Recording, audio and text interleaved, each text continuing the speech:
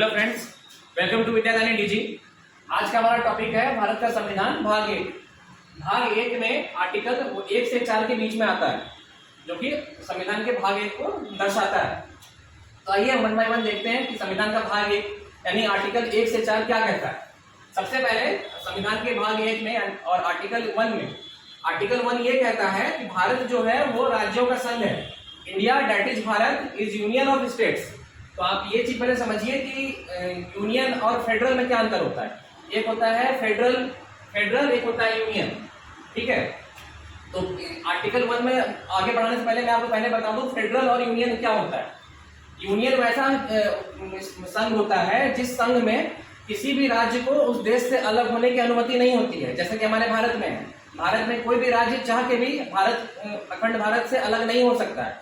ठीक है, और फेडरल वो होता है जिसमें कि कोई भी राज्य अपनी मर्जी से किसी देश के साथ में जुड़ता है और अगर चाहे तो वो अलग हो सकता है।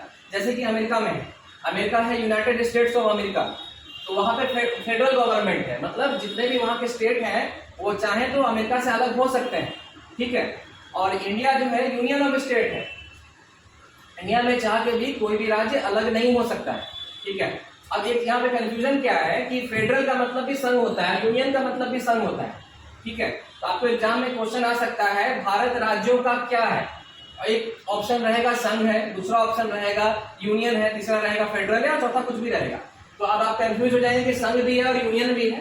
तो आपको यहाँ पे यूनियन में टिक करना है, यूनियन में, क्योंकि फेडरल का मतलब भी संघ होता है और यूनियन का मतलब भी संघ होता है। इसलिए मैंने यहाँ लिखा है कि भारत राज्यों का संघ यानी कि यूनियन ऑफ स्टेट्स, ये आर्टिकल 1 कहता है। ठीक है, आर्टिकल 2 क्या कहता है कि किसी भी दूसरे राज्य को भारत में मिलाना। इसका मतलब ये हुआ कि कोई भी दूसरा राज्य है अगर वो भारत में मिलना चाहता है, भारत का हिस्सा बनना चाहता है, तो आर्टिकल 2 के अंतर्गत आकर के वो मिल सकता है। संसद उसको मिलाएगी आर्टिकल 2 के अंतर्गत। जैसे कि एग्जाम्पल के तौर पे सिक्किम आप जानते होंगे,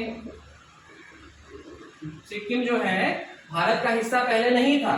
सिक्किम भारत का हिस्सा बना 1975 में। 1975 में ये इंडिया का 22वां स्टेट बना। सिक्किम इंडिया का 22वां स्टेट बना। ये क्वेश्चन आ सकता है क्या स्टेट बना, कब बना? 1975 में। ठीक है, कौन सा संविधान संशोधन में बना? तो 36वां संविधान संशोधन, 36।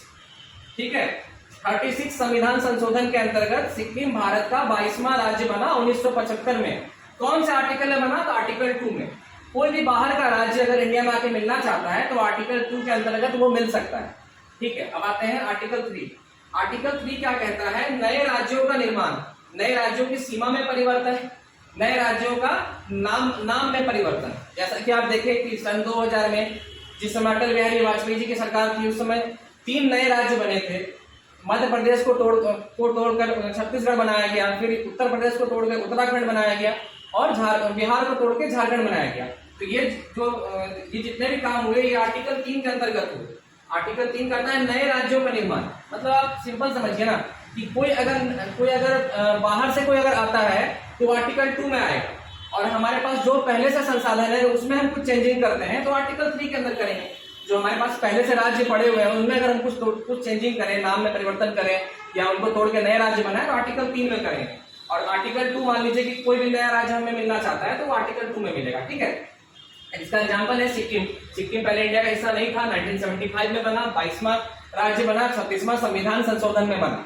ठीक है, अब आर्टिकल 4 क्या कहता है कि ये जितने भी कार्य हैं जो आर्टिकल 2 और 3 में मैंने आपको बताया, ये साधारण बहुमत से संसद कर सकती है। संसद चाहे तो साधारण बहुमत पारित करके किसी भी जो भी नया राज्य को नए राज्य का गठन कर सकती है।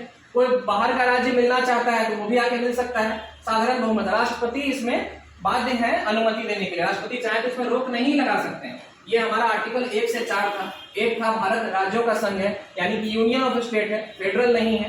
फेडरल अमेरिका में है, फेडरल में अलग हो सकता है, यूनियन में अलग नहीं हो सकता है। दूसरा है किसी दूसरे राज्य को भारत में मिलाना। तीसरा है नए राज्यों का निर्माण, सीमा में परिवर्तन, नाम में परिवर्तन। चौथा है साधारण बहुमत से राष्ट्रपति इसमें बाध्य है, साधारण बहुमत से ये काम हो जाएगा। ठीक है, तो जैसा कि आप देख रहे हैं आपका आर्टिकल 1 से 4 हो गया। ठीक है, नेक्स्ट क्लास में पढ़ाएंगे आर्टिकल 5 से। तब तक के लिए देखते रहिए विद्यादानी डीजी।